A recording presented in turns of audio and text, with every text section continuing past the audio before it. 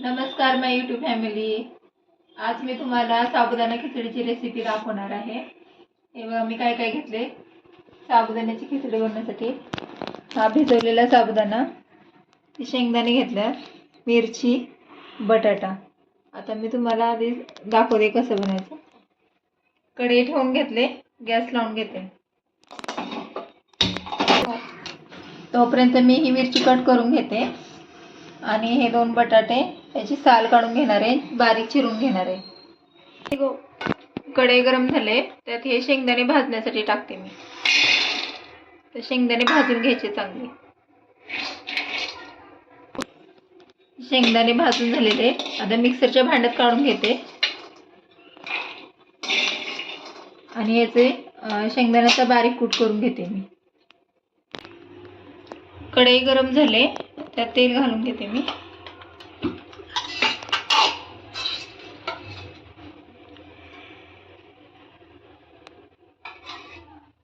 जास्त तेल नाही घालायचं, थोडं घालून घेणार आहे मी. जास्त तेलामुळं खिचडी ना खूप तेलकट होते.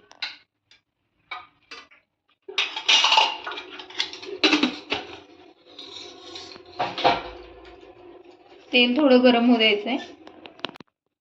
तेल गरम झाले, त्याच्यात मी हा चिरलेला बारीक बटाटा घालून घेते.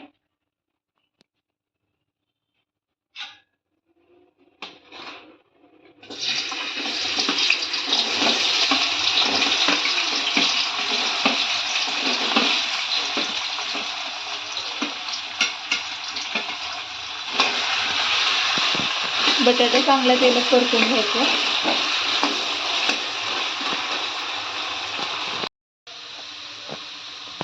बटाटा चांगला बघा असा परतून घेतलाय तेलात. त्यात आता मी हिरवी मिरची घालून घेणार आहे आणि हे थोडेसे मी शेंगदाणे बाजूला ठेवले होते ते सुद्धा घालून घेते.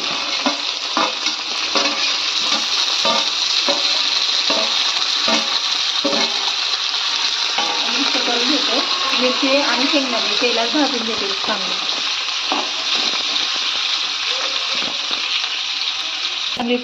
मिरची तेलात चांगली परतून झालेली आहे. त्यात आता हा मी शाबू घालून घेते.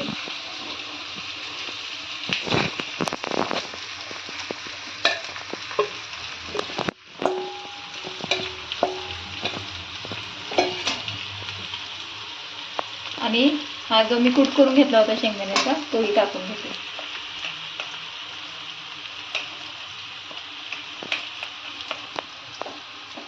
तर हे सर्व मिक्स करून घ्यायचे.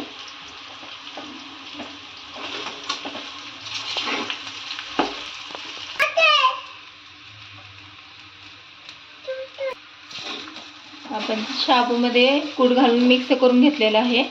आता थोडं त्यात मीठ टाकायचंय. 1 चमचा मीठ घालते, कारण ह्यात बटाटा घातलेला आहे ना, त्यामुळे थोडंसं जास्त मीठ घालावं लागतं. बटाटा मीठ ओढून घेतो जास्त. तर चांगला आपण हा शाबू परतवून घ्यायचा आहे.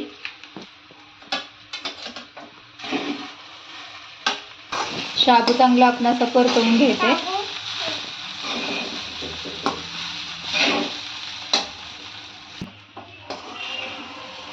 साबुदाणा कसा असा मोकळा मोकळा झालेला आहे.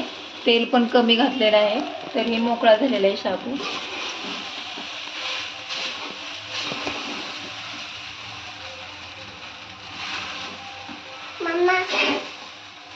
आपला शाबू बनवून तयार झालेला आहे. तर गॅस बंद करते आणि तुम्हाला प्लेटमध्ये काढून दाखवते मी.